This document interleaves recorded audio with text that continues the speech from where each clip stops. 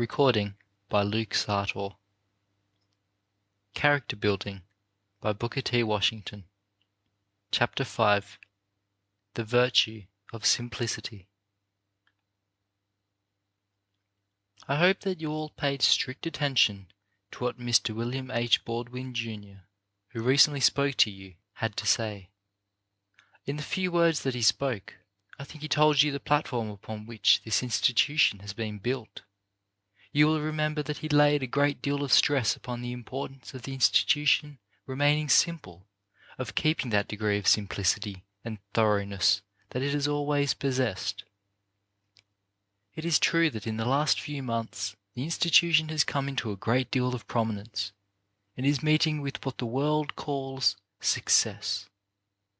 But we must remember that very often it is with institutions as it is with individuals. Success may injure them more than poverty. Now, this institution will continue to succeed, will continue to have the goodwill and confidence, the cooperation of the best and wisest and most generous people in the country, just so long as its faculty, its students, and all connected with it remain simple, earnest, and thorough. Just as soon as in any department there are indications that we are beginning to become what the world calls stuck up, just so soon will the people lose confidence in us and will fail to support us, and just so soon will the institution begin to decay. We will grow in buildings, in industries, in apparatus, in the number of teachers and of students, and in the confidence of the people, just in proportion as we do what the institution has set out to do, that is, teach young men and women how to live simple, plain, and honourable lives by learning how to do something uncommonly well. When I speak of humbleness and simplicity, I do not mean that it is necessary for us to lose sight of what the world calls manhood and womanhood, that it is necessary to be cringing and unmanly. But you will find in the long run that the people who have the greatest influence in the world are the humble and simple ones. Now we must not only remain humble, but we must be very sure that whatever is done in every department of the school is thoroughly done. Any institution runs a great risk when it begins to grow larger in numbers or larger in any respect. It can succeed then only in proportion as those who have responsibilities are conscientious in the highest degree. We can succeed in putting up good buildings only in proportion as everyone performs well his part in the erection of each building. We can succeed only in proportion as the student who makes the mortar, who lays the bricks, puts his whole conscience into that work and does it just as thoroughly as it is possible for him to do it. If he is mixing mortar, he must do it just as well as he can, and then, tomorrow, must do it still better than he did it today, and the next week better than he did it this week. The student who lays the bricks must learn to lay each brick as well as it is possible for him to lay it, and then do still better work on the morrow. We must remember, too, that we have a certain amount of responsibility to care for our buildings, and that a great deal of interest should be taken not only in putting up all our buildings thoroughly, but in looking out for their preservation as well. We must see to it that the buildings which the students have worked so hard to erect, and which generous friends have so kindly enabled us to secure, are not marred in any way. You must make new students know that this property is yours, and that every building here is yours.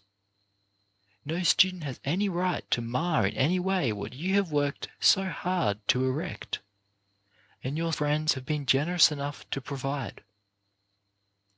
If you find a student drawing a lead pencil across a piece of plastering which you have put on, you must let that student know that he is destroying what you have worked hard to create, and that when he destroys that building, he is destroying something which students yet to come should have the opportunity of enjoying. We want to be sure that in every industry, in every department of the institution, there is simplicity, humbleness, and thoroughness. Whatever is entrusted to you to do in the industrial departments, in the classrooms, be sure that you put your whole heart into that thing.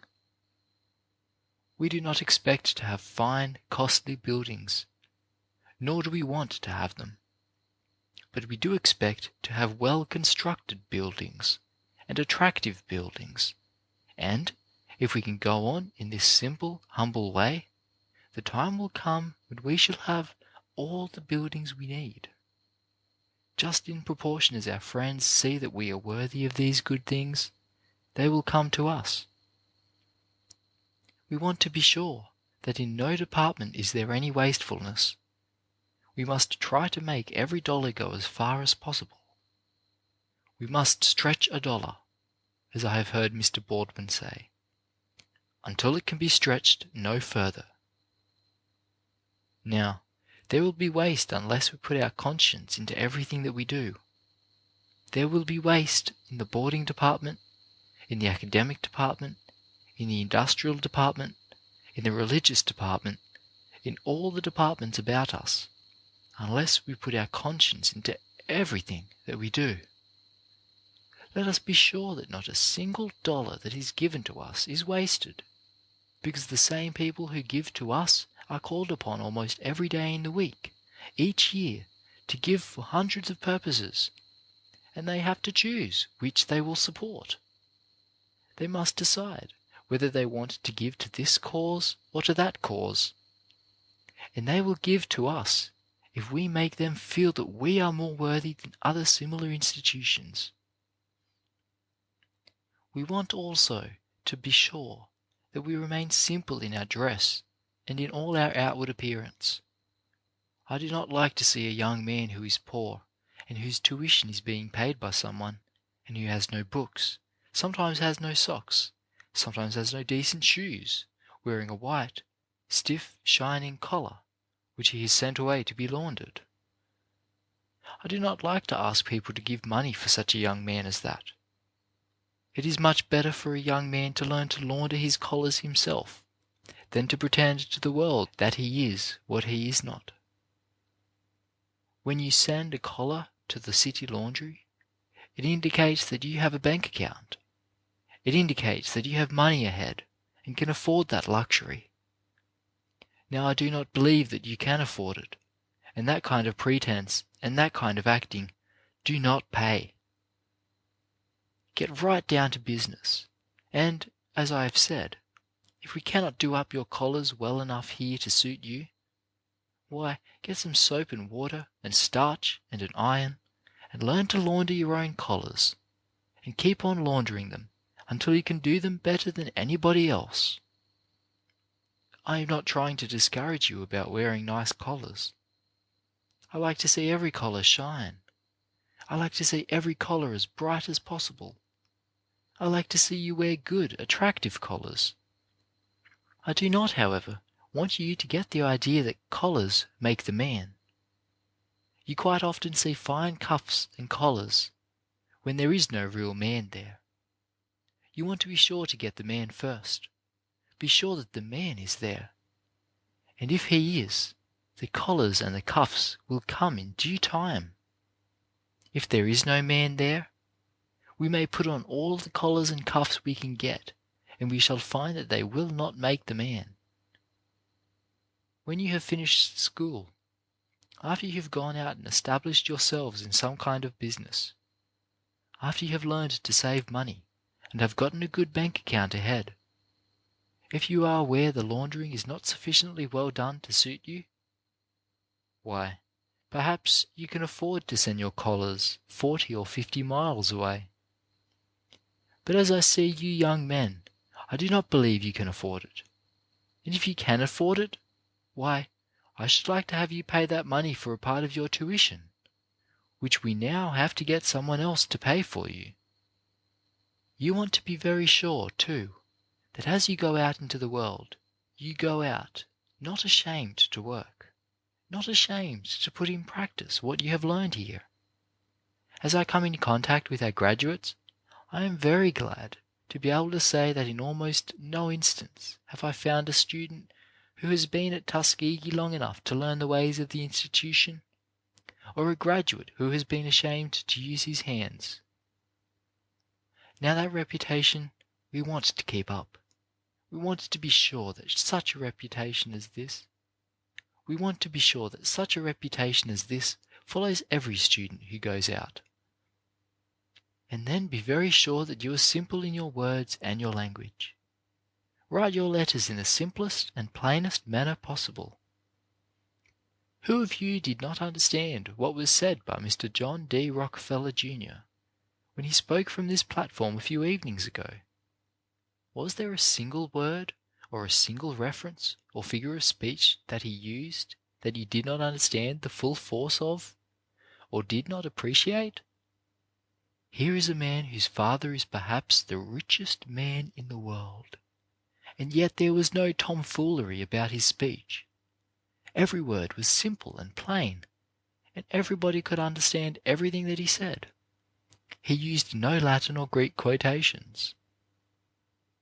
Some people get the idea that if they can get a little education and a little money ahead, and can talk so that no one can understand them, they are educated. That is a great mistake, because nobody understands them, and they do not understand themselves. Now, the world has no sympathy with that kind of thing. If you have anything to write, write it in the plainest manner possible. Use just as few words as possible, and as simple words as possible. If you can get a word with one syllable that will express your meaning, use it in preference to one of 2 syllables. If you cannot get a suitable word of 1 syllable, try to get one of 2 syllables instead of 3 or 4. At any rate, make your words just as short as possible, and your sentences as short and simple as you can make them. There is great power in simplicity. Simplicity of speech, simplicity of life in every form. The world has no patience with people who are superficial, who are trying to show off, who are trying to be what the world knows they are not. You know you sometimes get frightened and discouraged about the laws that some of the states are inclined to pass, and that some of them are passing, but there is no state, there is no municipality, there is no power on earth that can neutralize the influence of a high, pure, simple and useful life. Every individual who learns to live such a life will find an opportunity to make his influence felt. No one can in any way permanently hold back a race of people who are getting those elements of strength which the world recognizes, which the world has always recognized, and which it always will recognize, as indicating the highest type of manhood and womanhood. There is nothing, then, to be discouraged about. We are going forward, and we shall keep going forward if we do not let these difficulties which sometimes occur discourage us. You will find that every man and every woman who is worthy to be respected and praised and recognized will be respected and praised and recognized.